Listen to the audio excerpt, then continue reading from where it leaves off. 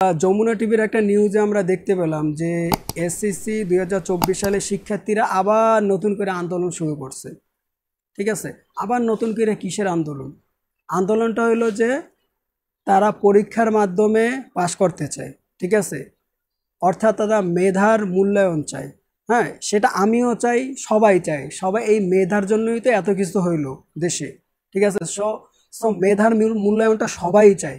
ঠিক আছে, কিন্তু এই মুহূর্তে কিভাবে পরীক্ষা শিক্ষা বোর্ড অনুষ্ঠিত করবে? ঠিক আছে, সো তারা হাইকোর্টে আপিলও করছে, তো হাইকোর্ট থেকে ওটা বাতিল করে দিচ্ছে। ঠিক আছে, সো ভাইয়া তোমরা যারা এসএসসি পরীক্ষা দিতে চাও, ঠিক আছে, এর জন্য আন্দোলন করতেছো, ঠিক আছে, সংগ্রাম করতেছো, সো আমি তোমাদের কাছে প্রশ্ন করি, ঠিক আছে, বাংলাদেশের বিভিন্ন জায়গা বন্যায় ভেসে গেছে। ঠিক আছে, অনেক মানুষ খেতে পারতেছে না। ঠিক আছে, তাহলে তুমি কাদেরকে নিয়ে পরীক্ষা দিবা? এটা তোমার বুঝতে হবে যে তুমি কাদেরকে নিয়ে পরীক্ষা দিবা। বুঝতে পারো নাই? তুমি কাদেরকে নিয়ে পরীক্ষা দিবা? এখন তো পরীক্ষা দেওয়ার মতো পরিস্থিতি নাই। ঠিক আছে, সো এই যে তোমরা যে এই নতুন করে যে একটা আন্দোলন শুরু করছো বা একটা দাবি তুলছো, ঠিক আছে, এইটা তোমাদের না তোলাই উচিত। না তুলে তোমাদের শিক্ষা বোর্ডের উপর আস্থা রাখা উচিত। ঠিক আছে, এবং তোমার ভাগ্যে যেটা নির্ধারিত আছে সেটা তুমি অবশ্যই পাবা। ঠিক আছে, সেটা নিয়ে এত টেনশন করার কিছু নেই। ঠিক আছে, সো আমি তোমাদেরকে বলবো যে তোমরা আন্দোলন না কইরা তোমরা শিক্ষা বোর্ডের উপর আস্থা রাখো। ঠিক আছে, কারণ তোমরা যদি আন্দোলন করো, তোমার যে ভাই বোনেরা যারা পরীক্ষা দিতে পারে নাই, ঠিক আছে, সো যাদের যে অঞ্চলগুলো বন্যায় তলিয়ে গেছে, ঠিক আছে, বা ভেসে গেছে, হ্যাঁ, তাদের অবস্থা কি হবে তুমি একটু চিন্তা করো। তাদের ছাড়া তুমি কিভাবে পরীক্ষা দিবা বলো, আমাকে বলো।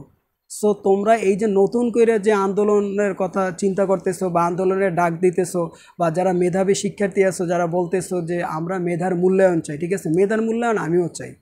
ঠিক আছে, পার্সোনালভাবে আমিও চাই, কিন্তু তোমার বিষয়টা বুঝতে হবে যে এটা তো পসিবল না। ঠিক আছে, এটা পসিবল না।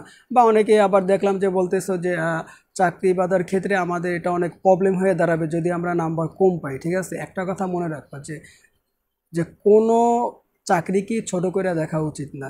Never under estimate any job, অর্থাৎ কোনো কাজকেই ছোট করে তোমার দেখা উচিত না। অর্থাৎ তোমার ভাগ্যে যেটা আছে সেটা তুমি অবশ্যই পাবা। ঠিক আছে, সো তোমরা এই যে বারবার বারবার আন্দোলন না কইরা তোমরা শিক্ষা বোর্ডের উপর আস্থা রাখো। ঠিক আছে, এইটাই তোমাদের কাছে আমার মেসেজ। আচ্ছা, আর তোমাদের এই যে মার্কশিট, তারপর হচ্ছে প্রবেশপত্র, এটা কত তারিখের মধ্যে জমা দিতে হবে? অর্থাৎ কলেজ কর্তৃপক্ষের যে টাইমটা বেঁধে দেওয়া হয়েছে সেটা হচ্ছে 12/9/2024। ঠিক আছে, এটা তো কলেজ কর্তৃপক্ষের টাইম বেঁধে দেওয়া হয়েছে, কিন্তু তুমি 2-1 দিনের ভিতর জমা দিয়ে দাও, বা তোমার যে কলেজের যে কর্মকর্তা আছে বা তোমার যে প্রিয় স্যার আছে তাকে ফোন করে জেনে নাও যে তোমার কি কি লাগবে। ঠিক আছে, সো আল্লাহ হাফেজ, সবাই ভালো থাকো, আসসালামু আলাইকুম।